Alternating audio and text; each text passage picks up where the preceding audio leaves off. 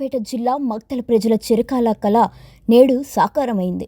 మక్తల్ పట్టణంలో నూతనంగా ఏర్పాటు చేసిన junior civil judge first magistrate court ప్రారంభోత్సవం సందర్భంగా రాష్ట్ర పశుసంవర్ధక, క్రీడలు, మత్స్యశాఖల మంత్రి వాకిటి శ్రీహరి హర్షాన్ని వ్యక్తం చేశారు.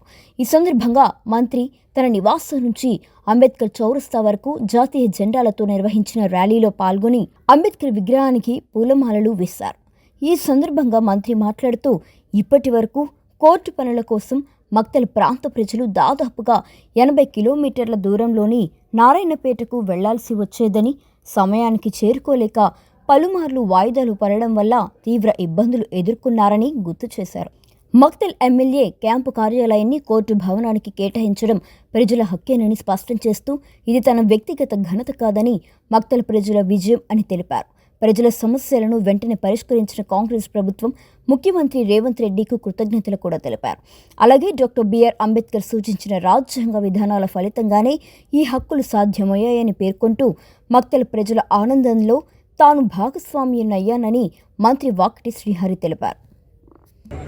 మక్తల్ నియోజకవర్గ ప్రజలందరికీ కూడా నారాయణపేట కోర్టు పోయే ప్రతి వ్యక్తికి కూడా ఆ కోర్టు కొద్ది ముందు రండి సైడ్ చేయండి.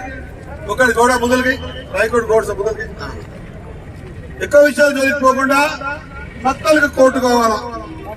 75 ఏళ్ల భారతదేశం చరిత్రలో రాజ్యాంగం రచించుకున్న తర్వాత రాజ్యాంగం మక్తల్కి రావాల్సింది. ఇది మక్తల హక్కు, ఇది ఎవరిచ్చేది కాదు. మనకు హక్కులు సాధించుకోవడంలో విఫలమైన ఈ రోజు మన హక్కులు సాధించుకున్నాం. అంబేద్కర్ గారు రాజ్యాంగంలోనే రాసి ఉంది. ఆయన రాజ్యాంగం రాసిండు చిన్న రాష్ట్రాలు కావాలి, ఆయన రాజ్యాంగం రాసిండు అందరికి సుపరిపాలన జరగాలి. ఆ సుపరిపాలన జరగాలంటే ఇలాంటి కోర్టులు కూడా హెడ్ క్వార్టర్లలో 5-6 మండలాల కోర్టు ఉండాలి.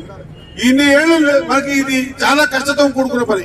చేగుంట, అయినాపూర్, కుసుమూర్తి, తంగిడికి, వాసునగర్, గుడబల్లూరు, కున్సి, ఆలంపల్లి ఇవన్నీ కూడా గ్రామాలకి కోర్టుకి రావాలంటే ఆ నుంచి వాళ్ళ గేటికి రావాలి, గేటికి ఇందుకు రావాలి, ఇందుకూరికి మాందూరు రావాలి, ఆ నుంచి మక్తల్ రావాలి, మక్తల్కి పేటకు పోవాలి, పేటకి కోర్టుకు పోవాలి. అప్పటిదాకా జడ్జి పిలుస్తుంటే డేట్ ఇస్తుంటే 4,000 వారెంట్ ఇష్యూ చేస్తుండే.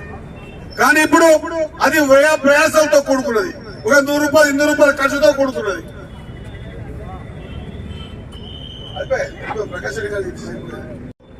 ఈ హక్కుని ఈ రోజు మక్తల్ సాధించుకుంది, వాక్యం సాధించుకోలేదు.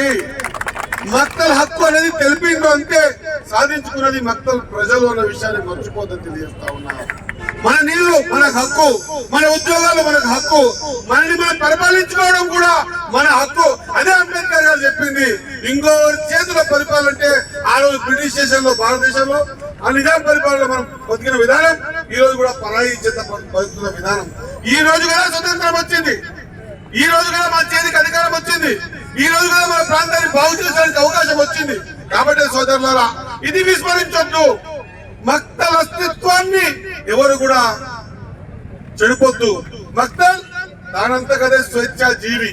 మక్తల్ ఇన్ని రోజులు పరాయి పాలనలో కాళ్ళ కింద తొక్కివేయబడింది, అభివృద్ధికి వెనుకకి నెట్టివేయబడింది. కానీ ఈ రోజు అందరి అభివృద్ధి చెందుతున్న కాన్స్టిట్యూన్సీ నియోజకవర్గాల సరసన ఈ రోజు మక్తల్ ఉంది. గర్వంగా చెప్పుకోవాలి మక్తల్ వాసులను గుర్తుపెడతా ఉన్నారు. కాబట్టి కోర్టు అనేది మన హక్కు. కాబట్టి ఈ హక్కుని మనం ఈ రోజు సాధించుకున్నాం. ఇంకా రాబోయే రోజుల్లో ఈ ప్రాంతం జరిగే ప్రతి అభివృద్ధి కార్యక్రమాన్ని కూడా హక్కుతో సాధించుకుందాం.